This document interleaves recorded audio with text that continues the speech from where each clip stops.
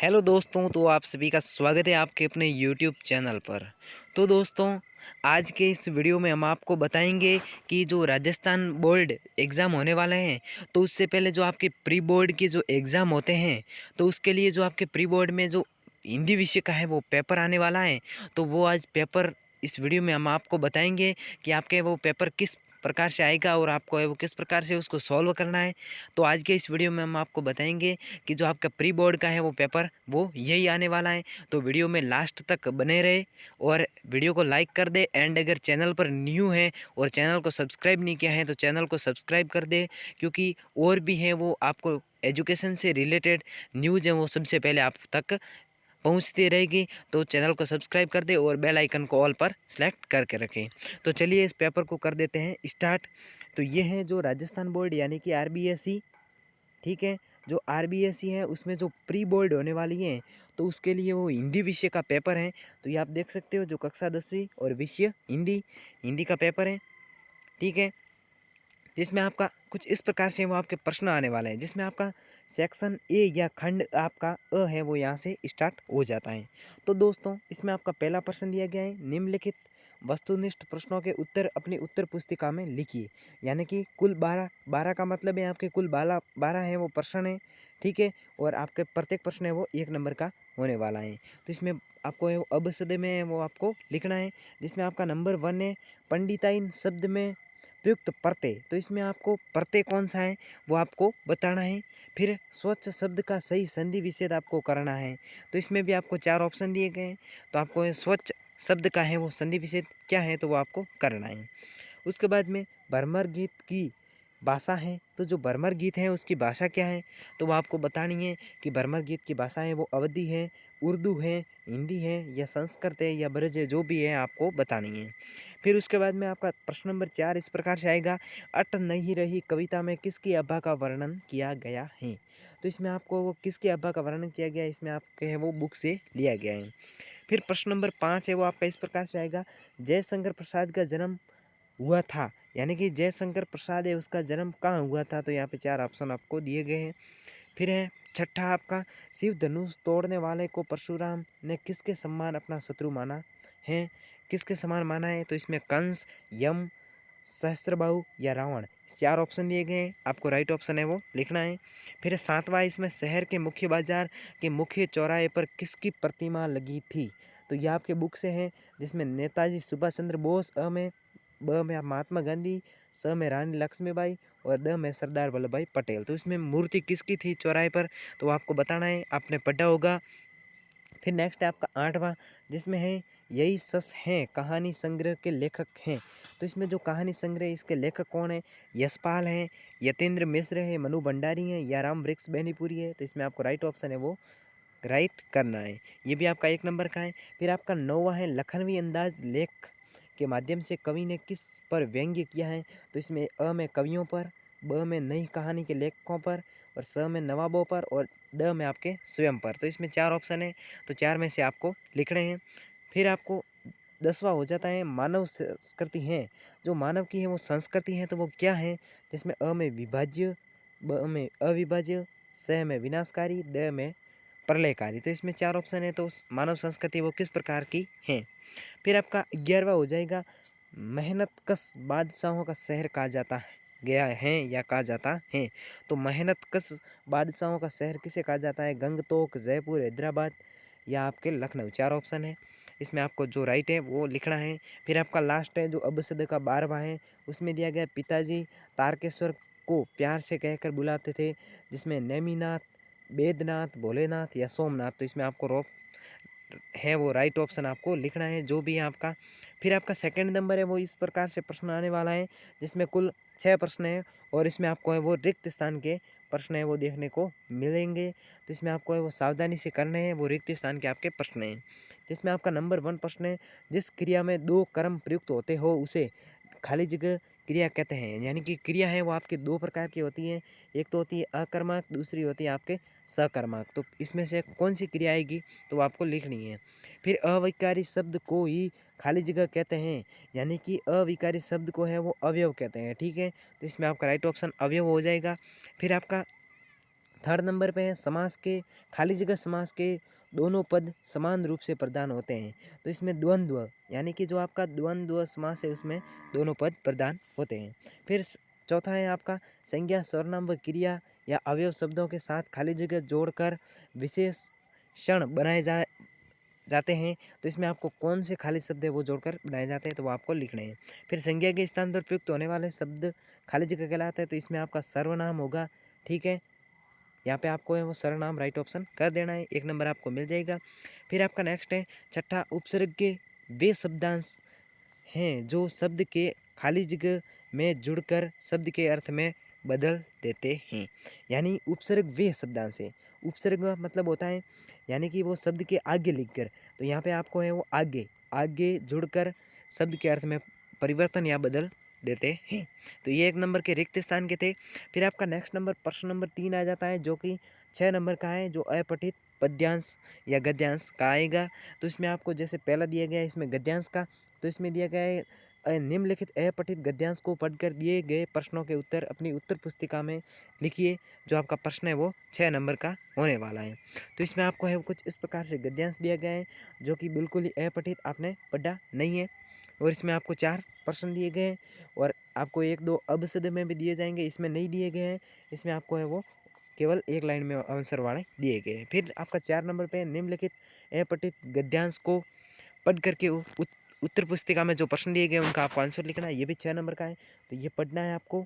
और जो आपको यहाँ पे 6 प्रश्न दिए गए इन सभी का आपको आंसर लिखना है। तो इसमें भी आपको 6 नंबर मिल जाएंगे, आपको बिल्कुल ही यहाँ पे चालाकी से नंबर लेने हैं। फिर आपका खंड ब स्टार्ट हो जाता है या सेक्शन बी स्टार्ट हो जाता है, जिसमें आपका है प्रश्न निम्नलिखित लघुत्रात्मक प्रश्नों के उत्तर लगभग 40 शब्दों में लिखिए। 40 शब्दों में आपको लिखने हैं। कुल 7 प्रश्न हैं और 14 नंबर यानी कि प्रत्येक प्रश्न है वो 2 नंबर का होने वाला है। तो इसमें आपका प्रश्न नंबर 5 है, काशी संस्कृति की पाठशाला है नौबत खाने में इबादत पाठ के आधार पर लिखिए।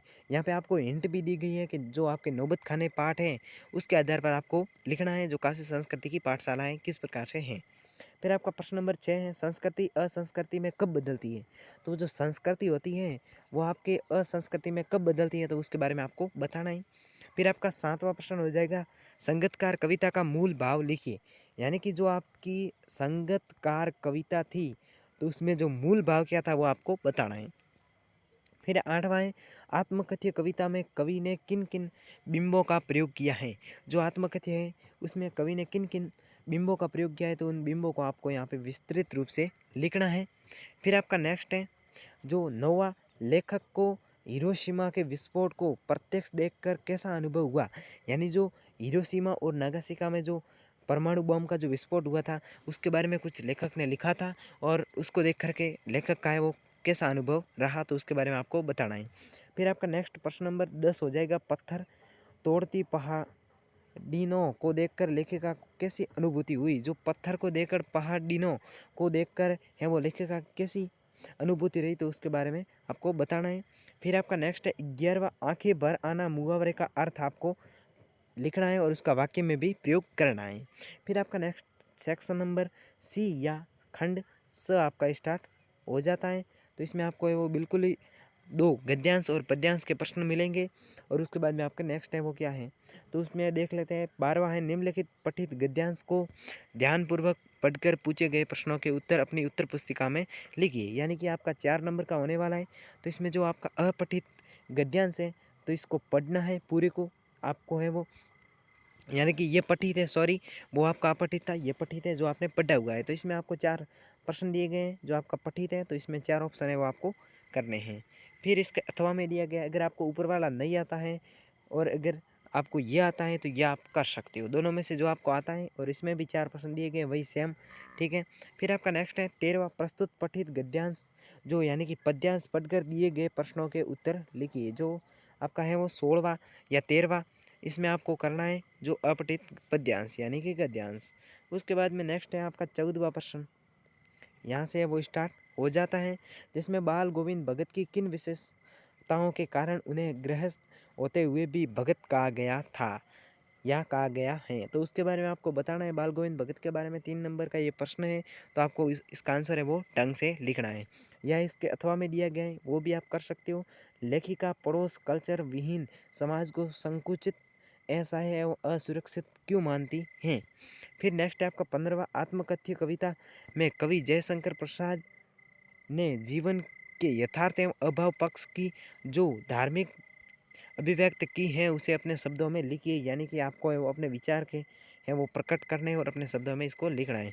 फिर उसके बाद में इस कथवा में दिया गया, ज्यों जल महा तेल की गागरी, बूंद न ताको लागती पंक्ति के माध्यम से बताए कि गोपियाँ हैं वो संपूर्ण पद में उद्धव पर क्या व्यंग्य करती हैं। तो ये श्री कृष्ण और गोपियाँ और उद्धव के जो चैप्टर था उससे रिलेटेड हैं।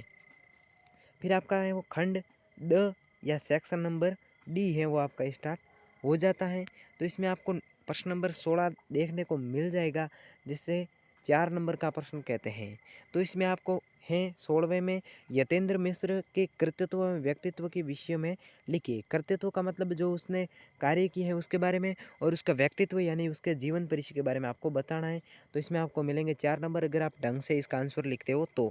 या इसके अथवा में दिया गया है वो आप कर सकते हो, कवि जयशंकर प्रसाद के कर्तृत्व एवं व्यक्तित्व के विषय में लिखिए। यानी आप कवि जयशंकर प्रसाद या यतेंद्र मिश्र दोनों में से किसी एक का आप चाहो तो कर सकते हो। आपको एक करना है, जैसे कोई भी आपको ऊपर वाला नहीं आता है तो नीचे वाला कर सकते हो, नीचे वाला नहीं आता है तो ऊपर वाला। अगर दोनों आते हैं तो दोनों में से आपको एक करना है, तभी आपको 4 नंबर मिलेंगे। फिर आपका नेक्स्ट है 17वां, साना साना हाथ जोड़ी अध्याय के आधार पर बताइए कि लेखिका ने अपनी संपूर्ण यात्रा को खोज यात्रा क्यों कहा।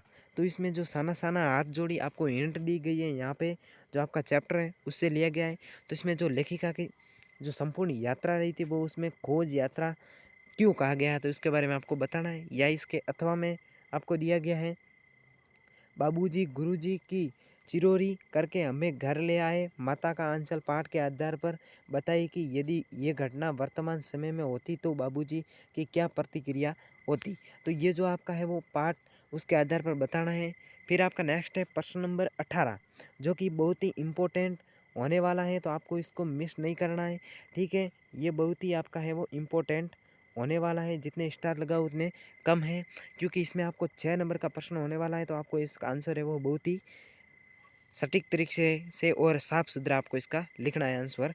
जिसमें आपका 18वां में दिया गया, निम्नलिखित विषयों में से किसी एक विषय पर लगभग 300 शब्द में, यानी कि आपको कम से कम है वो आपका 300 शब्द में आपको निबंध लिखना है।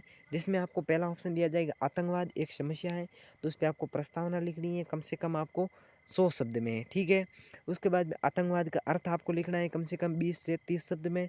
फिर आतंकवाद से उत्पन्न समस्या या आतंकवाद से निपटने के उपाय और उपसंहार, ये सभी आपको लिखने हैं। कुल मिला के आपको 300 शब्द में इनका निबंध का लिखना है, या 300 से आप ज़्यादा भी लिख सकते हो। उसके सेकंड में दिया गया है, पर्यावरण प्रदूषण आप कर सकते हो, या अनुशासन का महत्व। तीनों में से आपको जो आता है वो आप कर सकते हो। या आपको एक यहाँ पे एक और दिया गया है, 4 ऑप्शन है। तो चौथे ऑप्शन में दिया गया है, मेरी अविस्मरणीय यात्रा, यानी कि अविस्मरणीय यात्रा यानी कि आपको कुछ जानकारी नहीं थी उसके बारे में आपने यात्रा की है, और यात्रा करने के बाद में जो आपको जानकारी हुई है तो उसके बारे में आपको इसमें बताना है। फिर आपका प्रश्न नंबर है वो यहाँ से हो जाता है 19 स्टार्ट। ठीक है, तो 19वें प्रश्न में आपको दिया गया है, स्वयं को राजकीय उच्च माध्यमिक विद्यालय गोपालपुर का महेश मानकर प्रधानाचार्य से विद्यालय में खेल सप्ताह मनाए जाने हेतु एक प्रार्थना पत्र लिखिए। यानी कि आपके 4 नंबर का प्रश्न होने वाला है। तो प्रार्थना पत्र है वो हमेशा पूरे पेज में लिखा जाता है, और यहाँ से आपको स्टार्ट करना है सेवा में।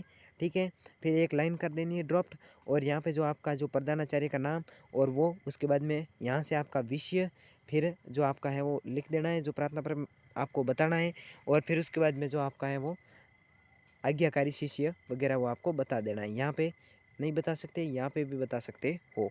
फिर उसके बाद में आपका इसके अथवा में दिया गया, स्वयं को रतनगढ़ निवासी राघव मानते हुए अपने मित्र को पुस्तकों का महत्व बताते हुए एक पत्र लिखिए।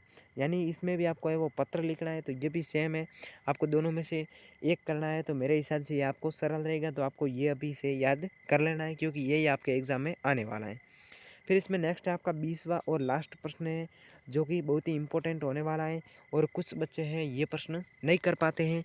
तो आपको मैं बता दूं कि यह आपको अब किस प्रकार से करना है। तो इसमें निर्धन महिलाओं द्वारा बनाई गई दरियों की बिक्री हेतु विज्ञापन लिखिए। यानी जो निर्धन, निर्धन का मतलब होता है कि उनके पास है वो धन नहीं है, निर्धन महिलाएँ। उनके द्वारा जो बनाई गई दरियाँ, जो बैठने की दरियाँ होती हैं, तो वो बनाई गई हैं। तो उसके बारे में आपको एक विज्ञापन लिखना है, या इसके अथवा में दिया गया है आपको व्यावसायिक शिक्षा छात्रों द्वारा बनाई गई वस्तुओं की प्रदर्शनी देखने आने हेतु एक विज्ञापन लिखिए। दोनों में से किसी एक को कर सकते हो। तो यहाँ पे आपको कुछ इस प्रकार से है वो ढांचा बना लेना है, और फिर आपको यहाँ से कुछ लिखना है इसके बारे में। जैसे छात्रों द्वारा कुछ वस्तुएं बनाई गई, तो वस्तुओं का नाम और उसका मूल्य वगैरह फिर यहाँ पे थोड़ा बहुत लिख देना है, और यहाँ पे लिख देना है, और यहाँ पे थोड़े बहुत चित्र बनाने दें आपको जो वस्तुएं बनाई है उन सभी के। तो इस प्रकार से आपको विज्ञापन लिखना है। तो इसमें आपको है वो अपने माइंड के हिसाब से वो 4 नंबर चुराने हैं। तो आपको किस प्रकार से यूज़ करते हो और किस प्रकार अपने माइंड से वो 4 नंबर चुराते हो। तो दोस्तों, ये आपके जो प्री बोर्ड परीक्षाएँ होने वाली हैं, तो उसमें यही पेपर आएगा और यही सभी प्रश्न आएँगे। तो जो भी भाई इस वीडियो में लास्ट तक रहा है, उसके हैं वो 90 में से 90 मार्क्स आएँगे, और बाकी सब जितने भी वीडियोज़ पर बने रहे हैं उनके उतने मार्क्स आएँगे उसके हिसाब से। और आपको इस पेपर के हिसाब से वो अपने प्री बोर्ड के पेपर की तैयारी करनी है, क्योंकि इस प्रकार का ही पेपर आएगा और यही पेपर आएगा शायद तक, क्योंकि इसमें जो इम्पोर्टेंट मैंने प्रश्न बताए वो सभी हर बार आते हैं।